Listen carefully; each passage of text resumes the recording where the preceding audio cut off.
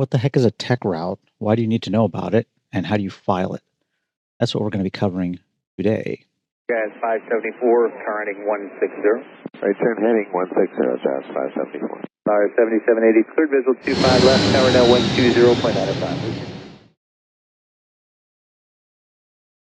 So if you navigate to the ZLA Air Route Traffic Control Center VATSIM webpage shown here, and you go to the pilots link, you go to ZLA TEC routes. This is where you can look up and see if a TEC route exists.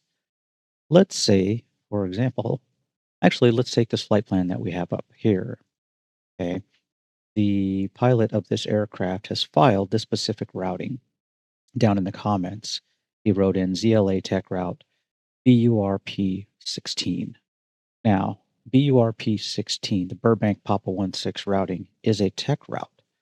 And let's look it up on the ZLA website so you can see how this works. So we're flying from AVNY to KAVX, so from Van Nuys Airport to the Santa Catalina Airport. Search, and you can see that we get some results here. Depending on the class of aircraft you are flying, these are the TEC routes available. So J is jet, M is a turboprop, P is a small piston, Q is a larger or multi-engine piston.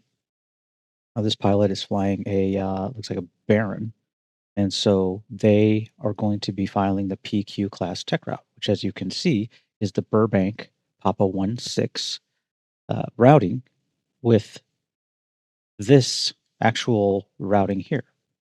Basically Van Nuys VOR, then Victor 186 Airway, DeBeji intersection, Victor 363 Airway, Dana intersection, Santa Catalina VOR, then direct. Now this pilot did everything appropriately. He put the routing into his routing field. The other option that you can do with this is, instead of putting the entire routing, you can just put BURP 16 with no spaces. Just drop that right into your route, and we know exactly what that means.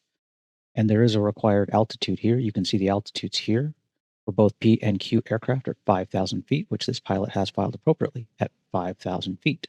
And so that routing is required for his origin and for his destination and for his aircraft type. This pilot did an awesome job by filing that and looking that up. So that is what a TEC route is. So if you're flying between a couple of airports in the Southern California TRACON airspace, double check to see if you're starting within that airspace and ending within that airspace. More than likely, there will be a TEC route available that you have to fly. So it's worth checking out on the website to see if there's required routing and then filing that.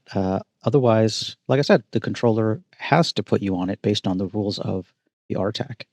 And so if you don't file it, they'll file it for you anyways. You'll get an amendment. So that's TEC routes. Hope that was helpful.